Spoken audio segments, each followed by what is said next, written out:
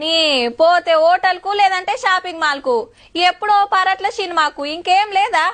అట్లా బయటికి పోవాలి, మంచి మంచి లొకేషన్లు తిరగాలి, ఫోన్ల ఛార్జింగ్ కొడిచేదాకా ఫోటోలు వీడియోలు తీసుకోవాలి, దినమంతా పొట్టు పొట్టు ఎంజాయ్ చేసి రావాలి అనుకుంటారు చాలా మంది. అగో అసంటోళ్ళందరి కోసమే పట్టుకొచ్చినాం గీ వార్త. ప్రకృతి పచ్చని చీరగట్టి వెల్కమ్ చెప్తే ఎట్టా ఉంటదో తెలుసునా? ఇగో ఇట్టా ఉంటది. నీళ్ల మీద తేలినట్టున్న ఇండ్లు, చుట్టూరా పచ్చని చెట్లు, నడిమిట్ల బోటు షికారు, నడుస్తానికి తొవ్వలు, తొక్కుతానికి సైకిళ్లు, ఈడ పెద్ద స్విమ్మింగ్ పూలు, అటు గడ్డి మైదానాలు. మస్తుందిలే.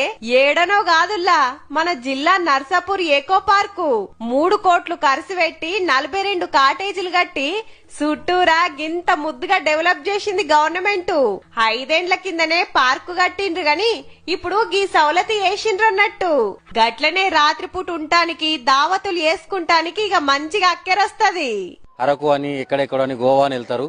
అంత దూరం వెళ్లకుండా హైదరాబాద్ కు అతి సమీపంలో ఉండి రాత్రిపూట స్టే చేయడానికి కాటరేజీలు.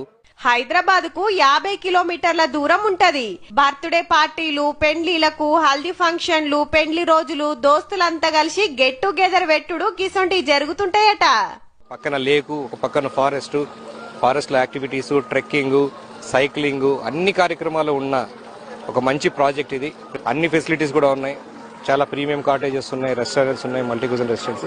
అందరూ కూడా ఇది ఉపయోగించుకోవాల్సిగా కోరుకుంటున్నాను. తీరొక్కటి తినటానికి రెస్టారెంట్లు కూడా ఉంటాయబ్బా.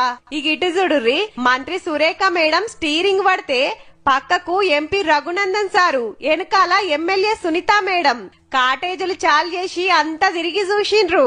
సెలవు వచ్చింది అంటే ఎక్కడికి వెళ్తాం, వేరే రాష్ట్రాలకు వెళ్లే ప్రయత్నం చేస్తాం. మన తెలంగాణ అందాలను కూడా మనం ప్రజలకు తెలియజేసినట్టయితే వాళ్ళు కూడా మన తెలంగాణ ప్రాంతంలో ఇంత మంచి అందాలున్నాయి, ఇంత మంచి పరిసర ప్రాంతాలున్నాయి. తీర్వాటం ఉంటే మీరు సుత్త అట్లా పోయి నర్సాపూర్ అందాలు చూసిరాండ్రి మరి.